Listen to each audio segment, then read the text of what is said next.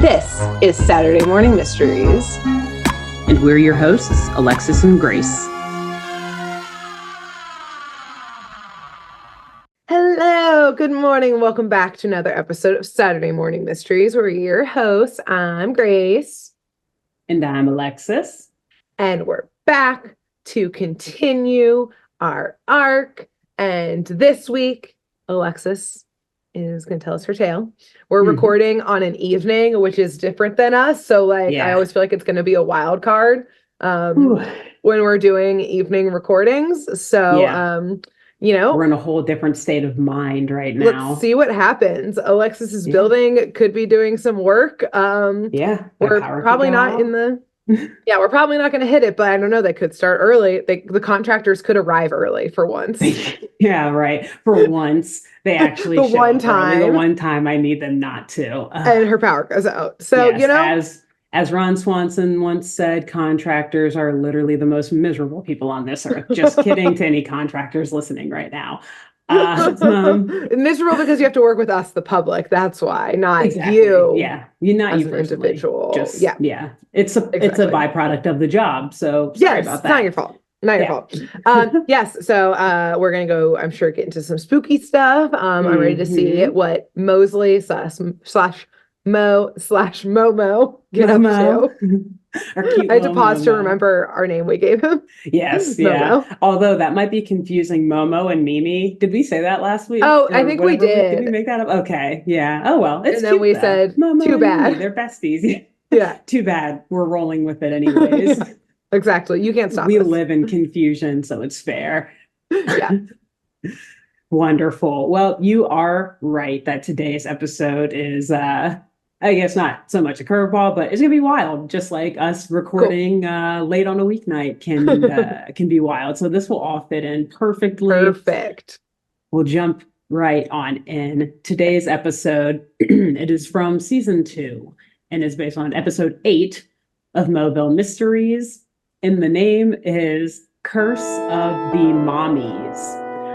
And I got really excited at first because I was trying to map out what day this episode would air on our end. I was like, oh my gosh, is this going to come out on Father's Day? How fucking amazing would that be? But it's not, unfortunately. I think it's like a week or so after. Yeah. Oh, damn. Weeks later. Yeah. I was like, damn it, just missed it. Because how funny would it be to do a Father's Day episode about mothers? About moms. Yeah, right. At the end, though, you'll see the spin that I was going to put on it if it did end up being a Father's Day episode. Yes. Okay, perfect. So we'll begin. And this episode starts with our wonderful host / narrator, our favorite, Mosley Moville. He is posing a totally normal, not weird at all question to his audience, breaking the fourth wall, so to speak, almost like a regular Rod Serling or Alfred Hitchcock kind of standing off set. And the question he asks us, and it's a good question, but, for a freshman in high school, interesting to be asking it, is, do you believe in signs or omens?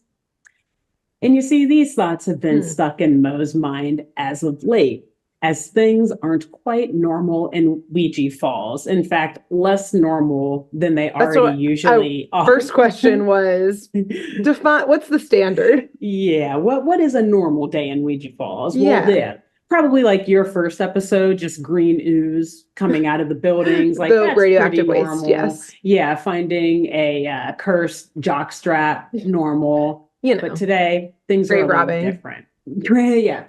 Totally standard Tuesday in Ouija Falls. Yep. But in this case, Mo, he's trying to get to the bottom of what he sees as an abnormal day or time frame, we'll say, in Ouija Falls. And he's noting all of he's noting the strange effects that all of these signs and omens that he's sensing are having on what he calls the lower order species, aka humans. I wasn't sure if he was going to say animals. Gizzard, who's the boy. Put a pin in that. He's coming up in about 20 words, or maybe a few more than that. I could feel this lower life form. Yes. So Mo, he's pacing around town, going around the neighborhood, wondering out loud to himself and thus to us as well. as he gathers various clues to support his theory of strange things happening. And so we'll go through the list of what he finds and notices. First, he sees in a yard nearby the sidewalk that he's walking on that there is a 10-leaf clover, 10 leaf, standing up above the rest of the grass. And he sees this like, well, you don't see that every day, plucks it and puts it in his pocket. Okay. And then he later walks by a tree or like a bush that has a grouping of what he calls the woolly bear caterpillar, kind of all, squirming around in this bush together. But oddly, he notices that these caterpillars are unseasonably butt naked, quote unquote, which his grandmother says, I think, is like a sign that like it won't be a harsh winter or something like that. Groundhog situation. Literally, yes. And then next, he sees good old Gizzard, who he also calls like Zabo. Is that his last name? Gizzard Zabo or Zabo? Or I don't know. Maybe his actual name is Gizzard is Zabo because who names their child? Yeah, to be fair. This is Ouija Falls, Grace.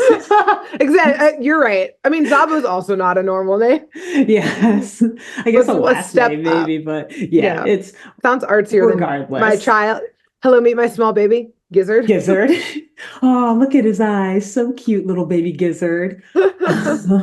So yes, this school bully, he comes up to Mo, and just as Mo thinks that he's getting ready to like punch him or push him down or something, he actually says something like nice to Mo, or is just kind of casually like, excuse me, and like walks by him and actually turns around and like helps some animals in the yard next to him. So not only is Gizzard being nice to Mo, but he's also being nice to the animals around them. Okay. And then Mo looks a little bit deeper and he looks up into a tree and sees that oddly there is a like nest of baby birds being fed by a cat, no less. A cat takes like one of those caterpillars and gives it to the birds. And second strangest of all, there's two last things that he notices. Okay. The second to last, or the second most strangest of all, Mo sees on a bench across the street from him his good old friend Hitch. Okay. On the bench, reading a collection of Shakespeare that he got from the library. And Mo is Hitch knows how to read? Not only does he know how to read, apparently, but he never goes to the library. Yeah, he doesn't know where that is. Whack. But see, I thought this was the strangest sign at first until the next thing happens a little bit later that Mo also takes note of. And this, of course, yes, strangest of all. It starts raining, not cats and dogs in Ouija Falls, but rather it starts raining little purplish lavender squids from the sky.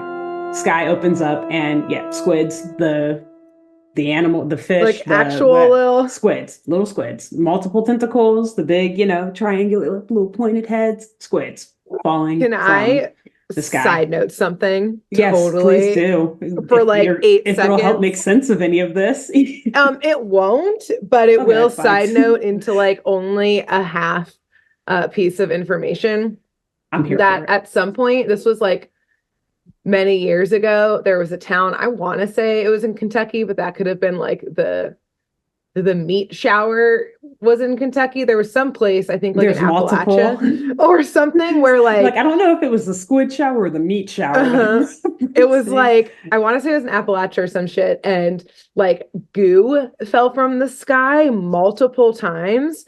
And to this day, nobody knows what it is, but there were like so many theories, of course, conspiracy theories ranging from like, there's a military base nearby. Was it some biological thing? Because a bunch of people got super sick who like were exposed to it. Was it some biological thing? But one of the theories was that somehow jellyfish got like swept up in a storm, like off the coast and got like in a storm system transported over and like rained jellyfish. And I was like, huh? That seems like the most logical conclusion.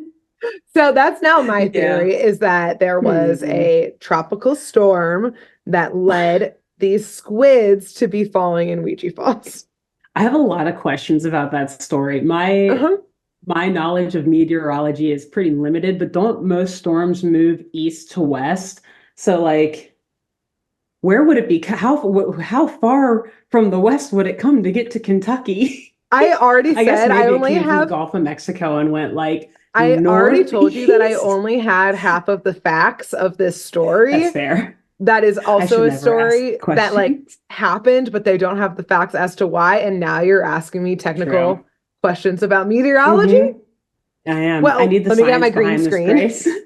How dare my weatherman yes. green screen. I'm glad And you in asked. and in this corner of the country, we've got a It's jellyfish storm cell jellyfish. rolling in. Grab your umbrellas, folks. If The you're down in SpongeBob Kentucky, you might jellyfish have a little party. bit of extra goo. Yes. Dun, dun, dun, dun, dun, Dun, dun, dun, dun, dun, dun, dun, dun. dun, dun, dun, Anyways, dun, okay, dun. great. So there's Yeah. squids falling from the sky. Yeah, so they're squids falling from the sky. Yeah, so that Okay. is the final sign that Mo sees that kind of, at this point, he's like, all right, hands up in the air. We've got to go consult with an expert on what the fuck is going on here in Who is Ouija this Falls. expert? Clearly, something is up. So, yes, this expert in search of explanations to these strange occurrences and for assurances that they aren't just warning signs of impending doom and danger from Mother Nature. Mo, he goes to visit said expert, an oracle slash fortune teller of sorts who works in town. And I gotta say, she probably does really good business in Ouija Falls. This lady's probably rolling in dough because weird shit's always happening here, right? Yeah. But this lady, her name is Lizzie. And Grace, you will love this. Lizzie, hilariously, when I saw it, when I saw her, the very first thing that I said out loud was, is that just Shirley, the medium from Courage the Cowardly Dog in human form?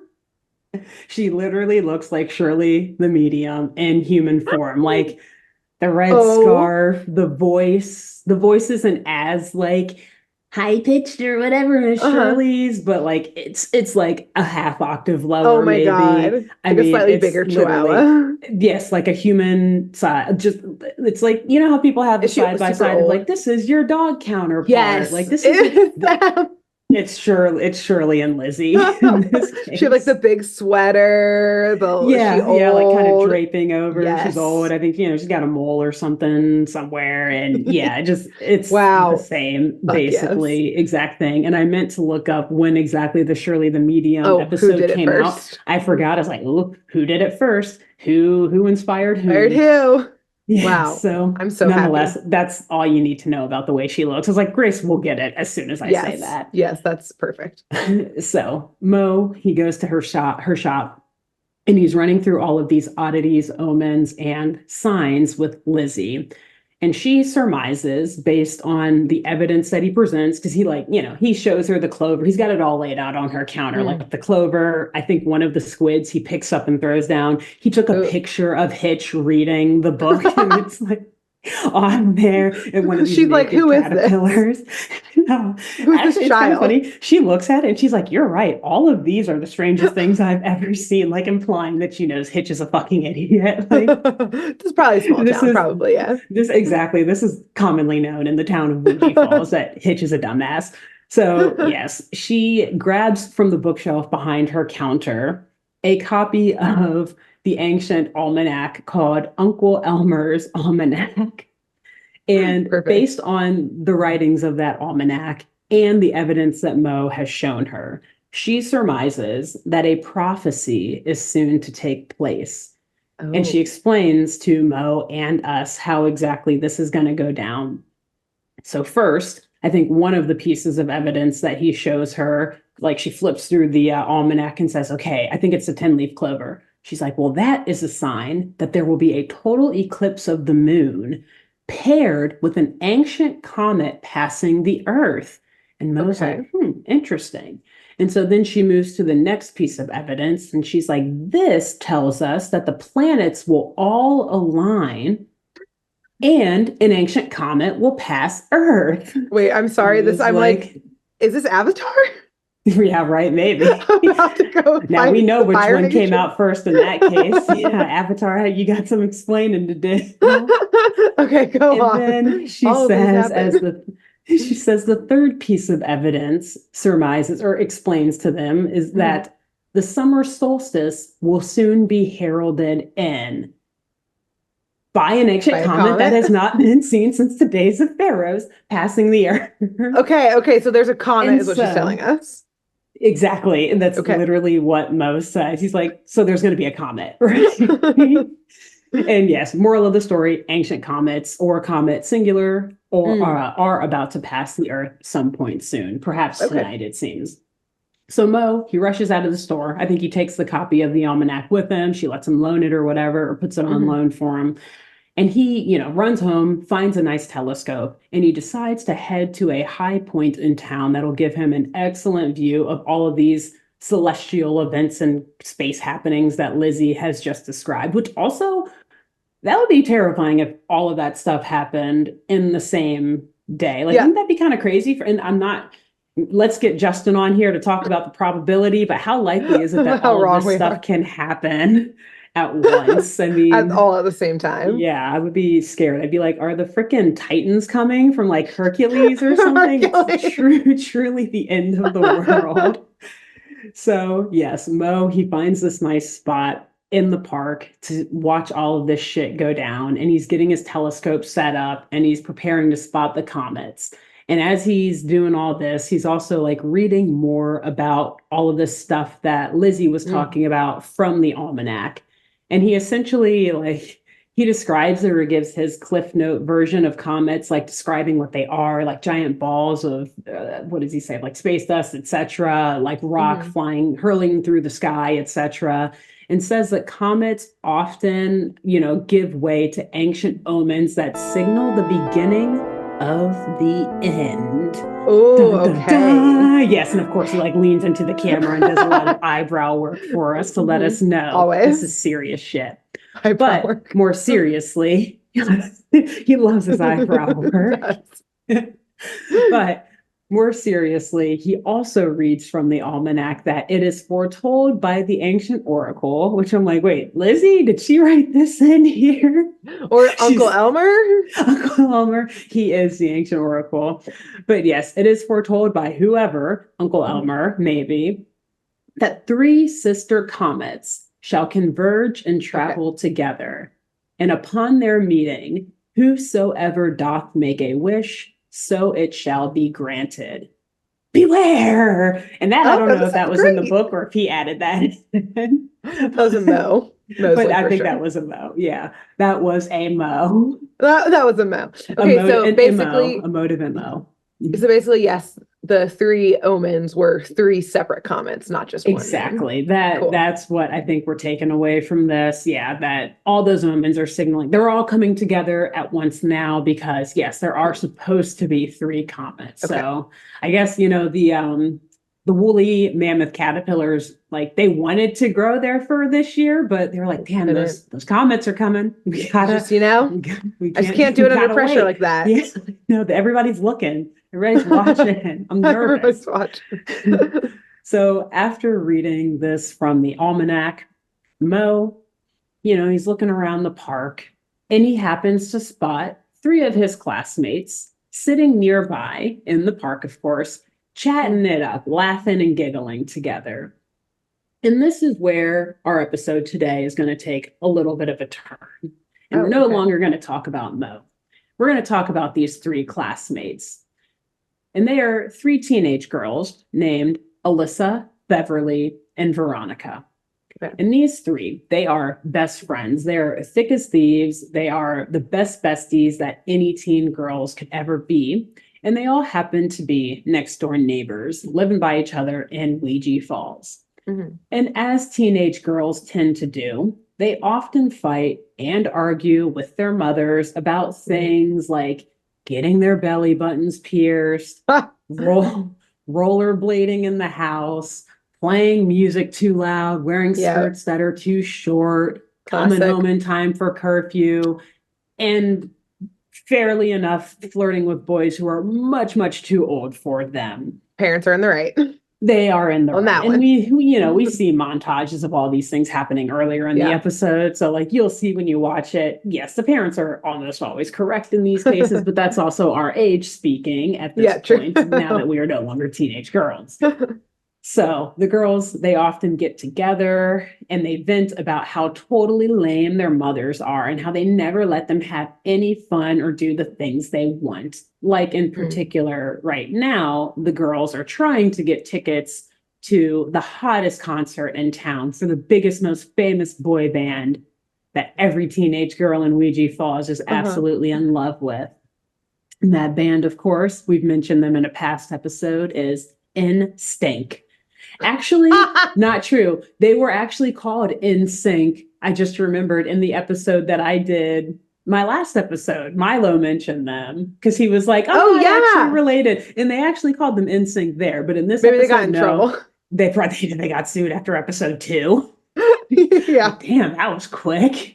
Yeah, this is why this is season 2, and they said instinct, which is also way funnier. Yes, it is. And of course, it's even funnier because the name of the tour that Instinct is on is called the Raise a Big Stink Tour. Perfect. I think you see like a green cloud behind it, like that's their logo. Amazing. Very on brand. Very on brand. Yes. And so, as you can imagine, the mothers of these 3 girls, they are not at all understanding of their daughter's obsession and overall interest in this boy band. And they refuse to buy them tickets to the concert or allow them to go at all. So, like, they aren't even letting the girls get their own tickets. They're just saying you're not allowed going to that concert. I think it's also on a school night. So, kind of fair. Whatever. So, while the girls, Beverly, Veronica, and Alyssa, are in the park venting about their quote-unquote archaic mothers, they look up into the night sky and see a shooting star or a comet. And Veronica, she's like, "Ooh, I'm going to make a wish." And so she says out loud, "I wish our moms would stop being such total moms." And they all laugh and giggle like, "Hi, yeah, that's so funny." But then they spot a second shooting star / comet. And this time, Alyssa, she makes a wish saying, "I wish our moms would just get off our case." And then again, shortly after, just you wait. Okay. We're gonna keep escalating. So I hope your legs are warmed up, Grace. We're going up to the top. We're getting straight to the top. Straight to the top. So they see a third miraculous comet. And then Beverly makes her wish, saying, "I wish our moms could be cool like us." And they're all giggling, laughing at their wishes and joking around with one another. But one of their watches beeps, alerting them that it's 9:54 and that they need to head home to get back in time before curfew. So Mo, he's still over on top of the hill, kind of looking down on them, our narrator. And he sees that and he's like, interesting that they wish for those things. And he continues to ponder the simultaneous eclipse, planetary alignment, and trio of comets passing the Earth, and wonders if it signals the end of the world, much like I did. Like, the Titans are rising up right now. This sucks, guys. Watch out. It sucks. You want to celebrate these things, but no.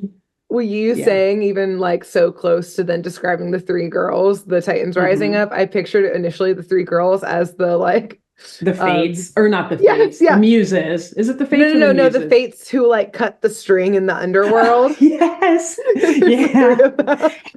Oh God, they always creep me out so much. Yeah, they're terrifying. So that's what I pictured at first. So not teenage girls with them. Mo is our muse. I can imagine him saying, "Bless my soul, Herc is on a roll." Just like going around. Undefeated.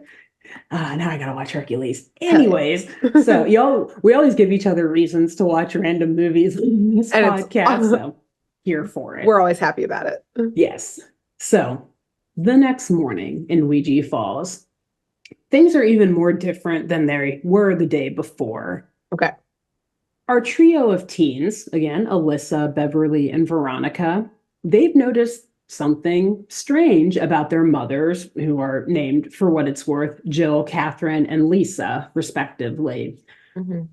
For example, as Beverly is, getting ready for school in the morning, she's blasting NSYNC music, like full volume on her speaker set or whatever, listening to their CD. And Catherine, her mom, comes in, and rather than asking her to turn it down and complaining about the noise, she's actually like, hey, this music is actually pretty awesome, and starts like jamming out with Beverly. Oh, okay. And then next door, we see our sweet Alyssa sleeping through her alarm in the morning and wanting to stay in bed when her mother, Jill, comes into her room to wake her up. And instead of forcing Alyssa to get out of bed, Alyssa's like, Mom, can I sleep for a few more minutes? And her mom's like, sure, honey, take your time. And she turns the lights back off and closes the door and goes back downstairs. And then next door to her, we then see Veronica getting dressed in a like floor length red maxi skirt. And her mother, Lisa, she stops her before Veronica gets out the front door. And she says, Veronica, there's no way you're leaving in the house in that, are you? Veronica's like, Mom, come on. And her mom's like, that hemline needs to come up several inches. What are you doing? But honey. In fact, she hems this shit up like several feet. Because I guess I didn't describe how the girls look. Veronica, she's like really tall, slender, and blonde. Alyssa is like the medium height one of them and kind of has like curly brown hair and wears like baggy clothing and is the one always on rollerblades. And then Beverly is very short and just has like a purple ponytail, I guess, for what it's worth. So I guess for Veronica that matters because like she's so tall and has such long legs that like, yeah, she had to literally hem like 2 to 3 feet off of the skirt. And it's now like a straight mid-thigh, like mini skirt down here. And Veronica's loving it, like walking to school and everything. Working it. And these 3 girls, as they're walking to school, they're all talking about how strange their moms are being today and how like they're kind of low-key acting cool and they've seemingly become really chill overnight. And so they're kind of showing like equal parts excitement and concern. They're like, it's so cool. My mom actually rocked out to NSYNC with me this morning. And they're like, yeah, that's normal, right? We shouldn't be concerned, right? No, everything's fine. I think they chalk it up to like, I think our moms are all having a simultaneous midlife crisis, you guys, or something like that, which like as a teenager, menopause is crazy. It's crazy what it does to you. I guess it makes you like lose your hearing or something too. So later that evening, Alyssa, she returns home and she asks her mom, Jill, what's for dinner? But her mom is too busy gossiping over the phone to cook or to even like talk to Alyssa, essentially. She's just yapping on the phone about, my God, you can't believe what this person at work told me, blah, blah, blah. And so Alyssa asks like, hey, what are we eating, Mom? And her mom's just like, yeah, just go grab a pizza with your friends tonight, honey, like on me, whatever. And Alyssa's like, hell yeah, let's go. Great. So she doesn't bat an eye before booking it out of there, heading to the house and heading out of the house to meet up with her besties. But before she leaves, she overhears her mother on the phone talking about getting 3 front row center seats to the NSYNC concert. And not so Alyssa, 6, 3? Not 6, 3. Okay. Interesting. Sucks to suck. I just put a pin in that. So Alyssa, she shrieks in excitement. She's like, oh my God, our moms are going to surprise us with these tickets to this show. They finally fucking understand us and how important this concert is to us being cool and having a good time in life. And so Beverly and Veronica, they're equally excited to hear this news when Alyssa finally meets up with them. And they're like, yeah, like our moms are also still cool, if not cooler than they were this morning. And so now the girls are getting a little bit more suspicious. And they're like, maybe those wishes we made last night did actually have something to do with this. Like, it is really weird how this is happening, right? Right? And then they're like, nah, wishes are stupid. That stuff's fake. We don't believe in all that. So then they just get back to normal and eating their pizza and whatnot. Okay, we just live in Ouija Falls where weird shit is happening Weird shit literally happens all like the this all the time. time. Again, random Tuesday. This is nothing out of the ordinary. So, equally as out of the ordinary, though, is our dear friend Momo, still like hovering around these girls. But again, he's being our narrator and trying to inject himself into the story today somehow. So he is also in this park where the girls are eating their pizza and hanging out. He's in there reading and wondering, and we as the audience should also be wondering if all of us should have wished upon those stars, actually. And perhaps instead we could have wished for something like world peace or an end to hunger and famine. But something instinct. like that. But instinct, damn it. Instinct. Yeah. Oh my God. Imagine what those 3 wishes could get us today. Good God, the world would look so different. Truly. So instinct would be back together. They would be back together. They would be doing a tour right now. We could get them, the Backstreet Boys, and 98 Degrees all together with our 3 wishes. That's what I would wish for. I don't know about you. There's we forget to wish for a ticket, and so it's just too expensive. We can't go. Damn it. Well, at least we brought happiness to other people, I guess. While children starve.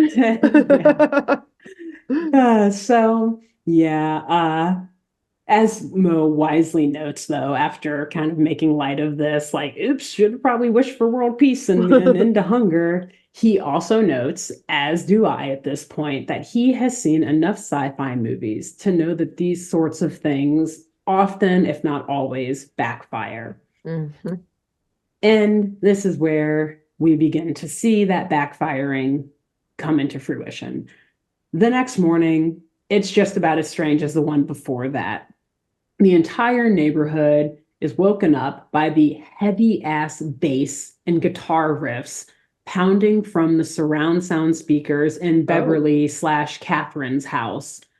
But of course, it's not Beverly who's listening to this music in her room.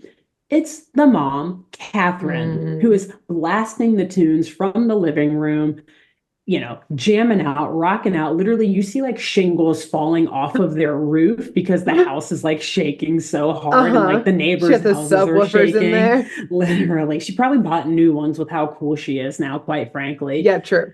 So Beverly, she runs downstairs and she's like yelling at her mom to turn down the volume before she blows out her eardrums.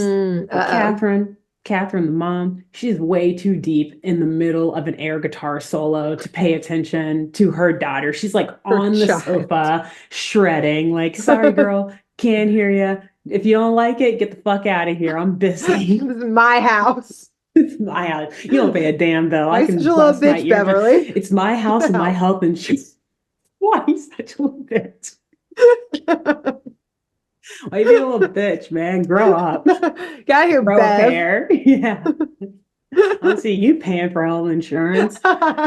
So when Beverly goes downstairs or goes into the kitchen, after her mom is clearly ignoring her, she goes in the kitchen to eat some breakfast before school. And all she sees is like leftover Chinese takeout spread out on the table. Like, is this breakfast Chinese takeout? Which hey, been there, girl. I know. I was there. Like, Catherine is not acting like a 13-year-old. She's acting like a 23-year-old. This is relatable content.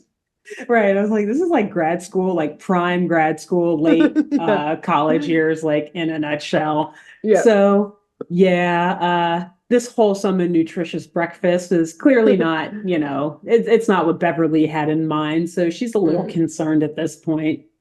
And meanwhile, next door, we see Alyssa rushing out of bed and into the kitchen, like throwing her clothes on as she's running into the kitchen, yelling for her mom, like, Mom, why didn't you wake me up? I'm going to be late for school. But again, her mother, Jill, she's too busy talking on the phone about the Instinct tickets that she had to fight to get. And her daughter, Alyssa, she's still like, okay, that's right. She's getting the tickets. But like, she's trying to talk to her about the tickets. And her mom's like, I'm on the phone, girl. Like, get at me later or whatever. So Alyssa then leaves too for school. And then finally, again, next door, we see Veronica trying to get dressed, looking all through her closet for her favorite skirt. only to see her mother, Lisa, walk by her room while on the phone with Jill, no less, wearing the exact skirt that Veronica is looking for. That's the worst one. Out of these That is. three, your mom taking your clothes, that feels like the worst one. That's backwards. Like, Mom, this is supposed to be the other way around. Yeah. Yeah, this isn't right. This isn't right. I'll eat Chinese food for breakfast. I'll, be a little bit late for class, but what the fuck? Yeah, come on now. So, yeah, now the girls are severely like starting to worry about their mother's behavior. They're actually really concerned, not only because it's starting to impact them directly, but also because it's making it really hard for Elissa to talk to her mom about where and when they need to pick up these concert tickets that she is convinced are for them. So the girls, they decide, like, I guess we'll just go to the concert venue early enough before the show starts, and we'll just get them from will call or whatever. Like, they've got to be there. They're either under my name or my mom's name, whatever. So seeing, that this is probably their only option, they're like, all right, that works. And they decide to just like spend the rest of the, the day after school together to get ready for the concert before heading straight to the venue. And of course, once the girls all get far enough down the street, the moms like peek out of their doors. They all like look out at the same time, like, finally they're gone. God, they were boring us so much. And they're so fucking lame. I think they literally say that just without the fucking, without the F word. like, God, they're so lame. Finally, they're gone. And Catherine's like, yeah, and Catherine's like, come on in, girls, let's go rock out to some NSYNC. And so like the other two, Jill and Veronica, like run in there, and you just hear them screaming and partying as the music's blasting and more shingles are falling off of the roof. And so after school, on the girls' walk, to the concert venue to go get their tickets, they stop in front of a tattoo or like body piercing shop and decide that if they want to get their belly buttons pierced before the show, because they feel like it's a perfect time to show off the belly button piercing. I think that's not the best time to get your belly button pierced unless you want to face an infection. But exactly. But absolutely whatever. Not. You got to learn your lesson one way or another. Yeah, they don't know yet. But then they figure that now's their best time to do it because, they're on their way to pick up their tickets. They got to do it now before the concert starts. And their moms are cooler than ever. So if their moms are ever to accept this sort of activity, now is the time. Exactly. But when they walk into the shop, what do they see? Who do they find there? Who do they see? I mean, do you want to guess who's in there? Hitch reading Shakespeare. Yeah. Actually, Hitch, he's elevated from reading Shakespeare to doing Shakespeare tattoos. Yeah. He's performing Shakespeare.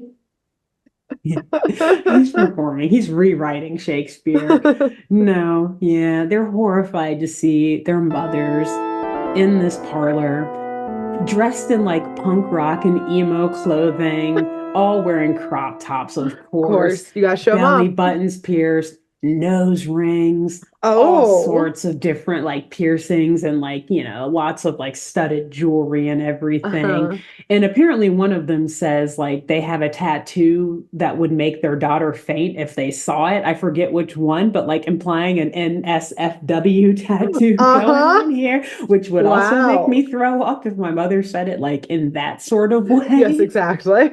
So the girls are rightfully disgusted. They are traumatized and disgusted at this. And the moms all like laugh leaving the shop, like, haha, bye girls, see you. Bye, losers. Lame. Bye, little bitches. See ya. Not actually. And so the girls, they like slowly, like with a 1,000-yard stare in their eyes, follow their mothers out of the shop onto the sidewalk and look as the moms head towards the car to get the fuck out of there. And at that moment, just as the moms are getting in their car, we see the teenage girl's crush, a much older dude named Ramon, who has like tattoos and piercings and is like driving This is a young adult man. A full adult. He's out of college. Okay. I'm not even going to say he's 18. He's like a full adult man. Okay. And earlier in the episode, we hear Veronica talking about him, like, Mom, why won't you let me go on a date with Ramon? And her mom, Lisa, is like, he's way too old for you. What the hell? No, of course you can't go on a date with him. So yeah, like he's probably like maybe even in his 30s. I don't know, but it's not a good look. Nonetheless, this guy, he drives by in his nice red sports car and he's like, hey, ladies, how's it going? And the teenage girls give a flirty, like, hi, Ramon, back. But in unison with the moms. Like they all say, hi, Ramon. So the girls are also like, how the fuck do you know his name? How do you know Ramon? How do you know Ramon? And the girls tell the moms, like, he's not saying hi to you. He's saying hi to us. And the moms, like, up down their daughters, like, you wish. Please. Please, girl. I saw that script the other day. Exactly.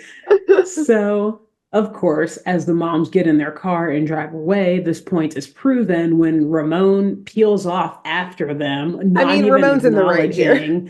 That's exactly what I was going to say. Like, not even acknowledging the teenagers, which is actually a very good thing in this case. Like, we like Ramon fine. Again. We like this. This is fine. We didn't like you in the first half, but you corrected yourself in the second half. Yeah. Still on the fence, though, because you shouldn't have ever even been entertaining spoken it in the to them. Half. But you know what? It's okay.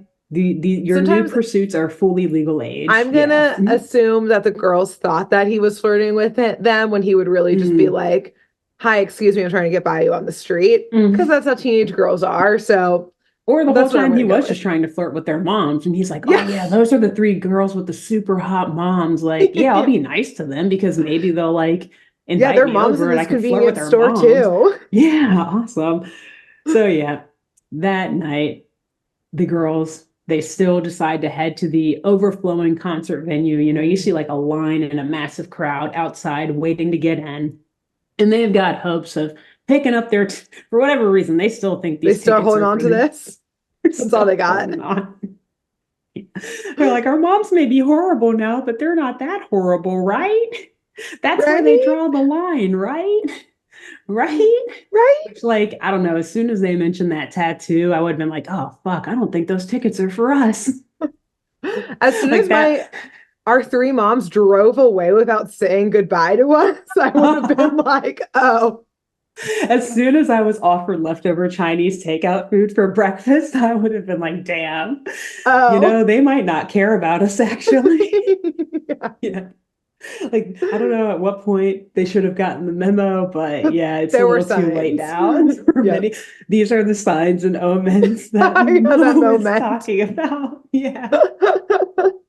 He's sitting there like, guys, have you not been listening to my off-screen monologue this entire whole time? So, oh no. Okay. Yeah. So the girls, they're outside of this concert venue with high hopes of picking up their tickets before the show starts.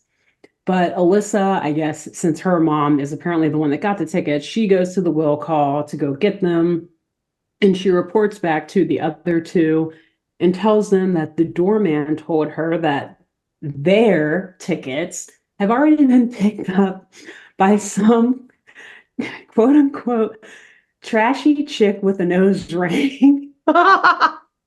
This is what Alyssa says. I don't know if the doorman described her this way, but this is how Alyssa relays the message. So Grace, just as you guessed it before, any guesses on who the trashy chick is?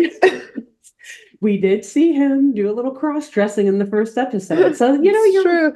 They actually got 4 tickets. The 4th one is for Hitch. Was for Hitch. Well, put a pin in them getting 4 tickets because you're right. They did get 4 tickets. But that's right. The tickets were never for the teens. Instead, they were bought by the moms for the moms. And the girls are like, well, so I guess at this point, they still don't get it. We obviously get this, right? But the girls, you know, a few seconds after Alyssa relays this message to the other 2, they decide to head back behind the building just to see if there's any way for them to get in.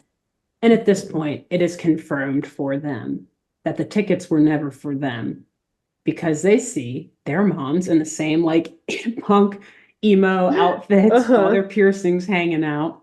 they see their moms hanging out by the backstage door, right by the tour bus for Instinct, behind the venue. But they also see Ramon with their mom. Oh, the fourth ticket. The fourth ticket goes to Ramon, and he is flirting it. I mean, he's laying it on heavy right now. Like, he's standing in the middle of them with this like arms wrapped around them, like big pimpin' style, laughing with them, just like, yucking it up and everything. Literally, yes, the best day of his life. Oh, man. And the girls are obviously infuriated by this. The bouncer who's, guarding the backstage door, he lets the moms in because they are apparently VIP ticket holders. Oh, shit. Okay, they spent that money. They spent that money. Okay. The girls, they're standing by and in complete shock and awe and mild disgust. And they catch Ramon. They run and stop him before he heads backstage. And they're like, why the fuck are you here with our much older and very, very married mothers, Ramon? To which Ramon hilariously responds, age, marriage, that's all just some crazy bourgeois trip, man.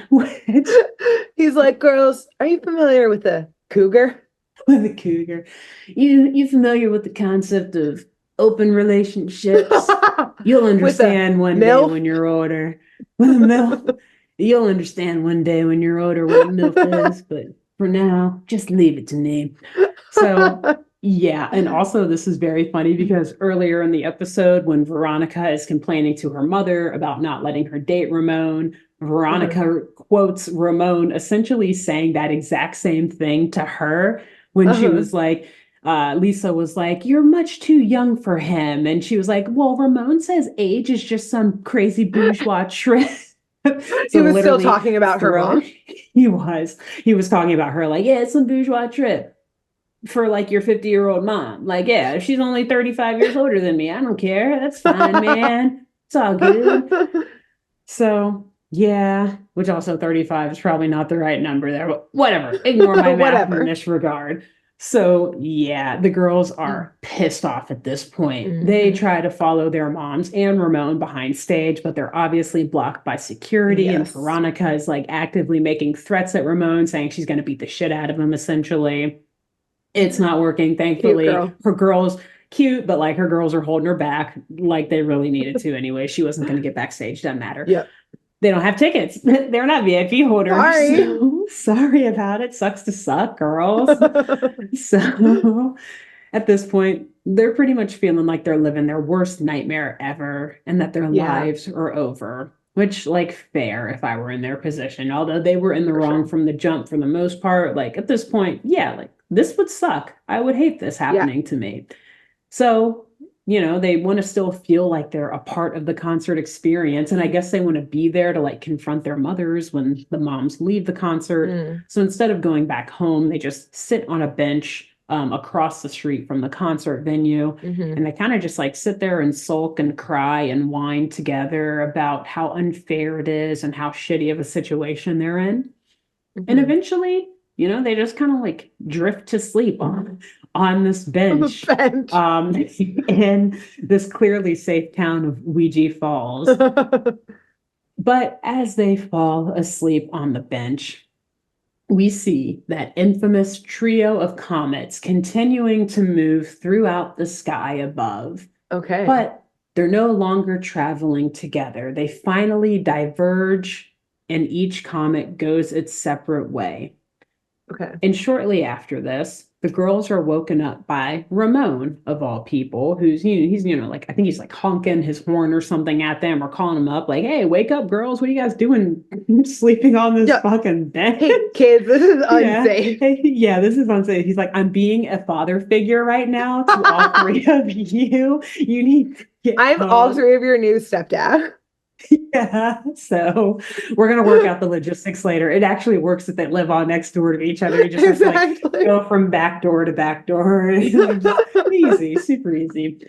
So yeah, Ramon, he wakes him up and is like, man, you guys missed a hell of a concert. Like, that was so much fun. And he kind of clarifies it a bit, like Instinct, like, yeah, they were okay. They were all right. But your moms, they were fucking wild in there. Your Also, is moms this are why this crazy. is a Father's Day episode because of Ramon? No, no, not quite. But that, no, you say it. Yeah, he's coming in. He's coming in as a good stepfather. Honestly, he's taking care of the girls, making sure they get home safely, Exactly. watching over their moms as they're going wild in this concert, so Yeah. in a way, no, I guess, He's I guess not drunk enough. He can drive. he can It's great. drive. He's the Exactly. DD. No, I guess and I'll just say it now because I'll probably forget to say it later, but really it was, and because we've established how shitty the mothers are being in this episode, obviously, it was more so to be like, ha, see, look, fathers, you guys are better than mothers after all. This is how it can be. But I'm just kidding. We love both parents equally always here on Saturday Morning Mysteries. It was a joke, and this isn't Father's Day after all, anyways. Exactly. So, it's a random day. It's some random day. So, yeah, their moms, or Ramon tells the girls that their moms were wild in there. And that because they were so wild and crazy in the audience, they actually ended up winning what was called the most rabid fan competition. Oh. The prize of that being an invitation to travel with the band on the rest of their national tour. So, yes, essentially, you're invited to be a groupie for the band. Yes, if you are the most rabid fan there. Wow. So, as Ramon says this, we simultaneously see the tour bus peeling away from the venue, making its way to its next destination on the tour. And we can actually hear the mothers like laughing, screaming, and partying on the bus as it drives away, still clearly in concert mode. They are obviously hopped up on a whole concoction of like everything that you can think of. People were probably giving them shit for free in there. Oh, yeah. With how You're wild they now. were. Exactly. And so the girls, like, are you kidding me? What? They're going on tour? No, like our moms can't leave us. They can't go. One, it's unfair. And two, like, what? We need our moms here. What are you talking about? So the girls, they run up, they hop off the bench, they rush after the bus, begging for their moms to stay, screaming, yelling, like, "Mom, no, don't leave, please." That's really killing the vibe of the party on the bus. Yeah, I know, right? The band is on there, like, oh. Do you guys know the moms are like, we don't know them. Chasing? Yeah, we don't know them. Those orphans? They're calling you mom. That's weird. You sure you don't know them? Yeah, no, they're totally lame. Or actually, they're like, how cool are we? Yeah, we're gonna like leave our daughters behind. Like, drive faster, get away. And the band's like, we're just like dads on Father's Day. That's what the joke was you were gonna make. No. Dad's abandoning their kids. She said Again, we love our fathers. It's okay. She said it, not me. It's okay. Our fathers never abandon either of us. No. We love our dads very much. You guys are great.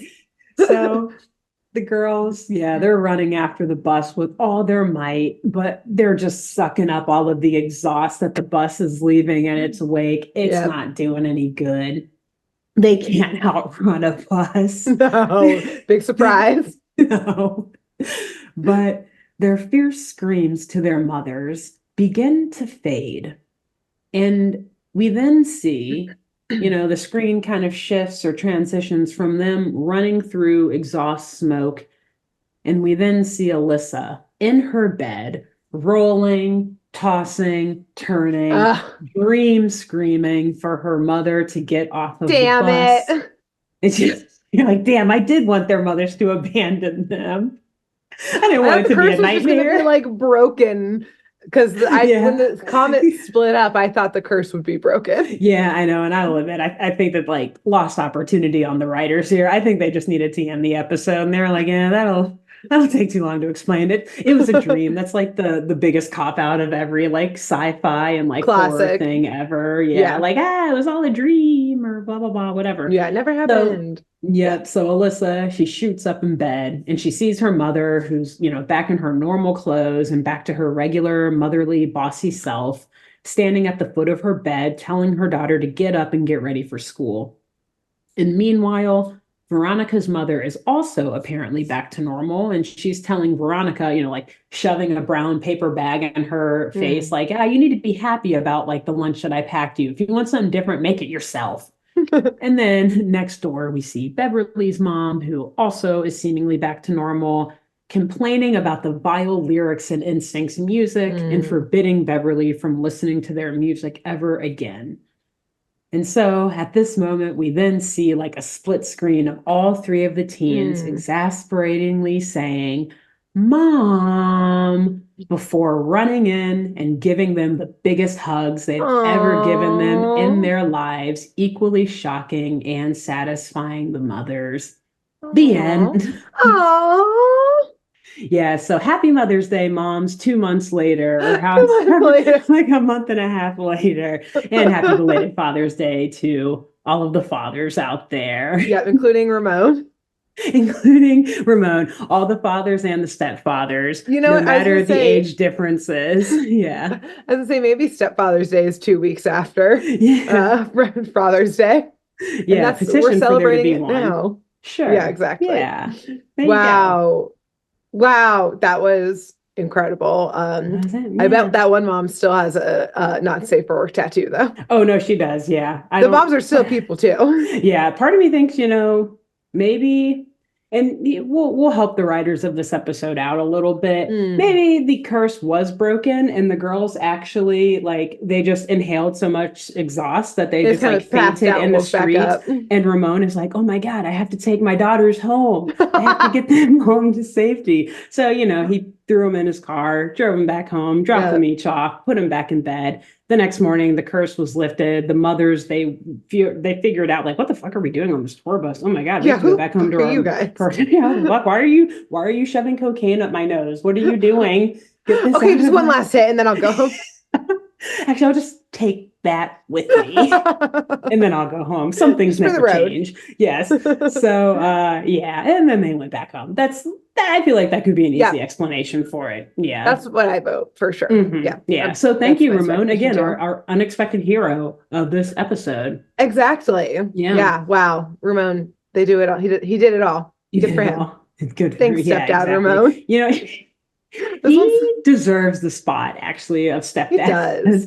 He's put a lot of work in. Yeah. Yeah. And I guess I'll add, because there's a lot of or a few bits of subplot that I didn't throw into the episode because I was we're going to go on too many tangents if we talk about this. But the only dad that we do actually see in the episode is, I think it's Beverly's dad. And Beverly, a couple times in the episode, tries to go to him to circumvent her mother, saying, "Hey, mom won't let me do this. Can I do this, dad?" But her dad apparently, and as her mom explains, is your dad isn't fully, what does he say? He's lost his cognitive faculties or something like that ever since we got that satellite dish. So literally the entire episode, you just see the dad TV. On a recliner sitting in front of the TV, drooling from the probably mouth that and recliner eating food.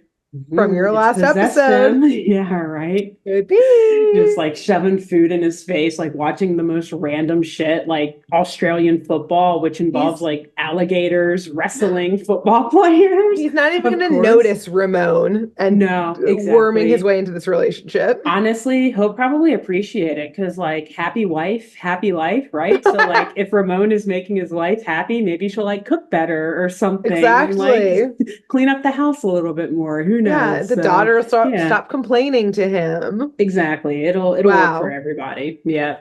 So incredible. That's the only dad we see. So also if this were a Father's Day episode, again, just kind of shitting on the dad. So in hindsight, glad it didn't work out that way. Yes. But isn't the summer solstice on June 21st or 22nd? What day is it? I think so. 21st. Is this a summer solstice episode instead? There was an eclipse in this. I don't know. Yeah. There you go. So perfect. Something about this is on theme. Exactly. Right? You're welcome. Right? You're welcome, guys, for giving you this thing you never asked for.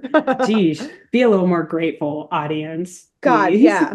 This on Podcasters Day. The holiday about us.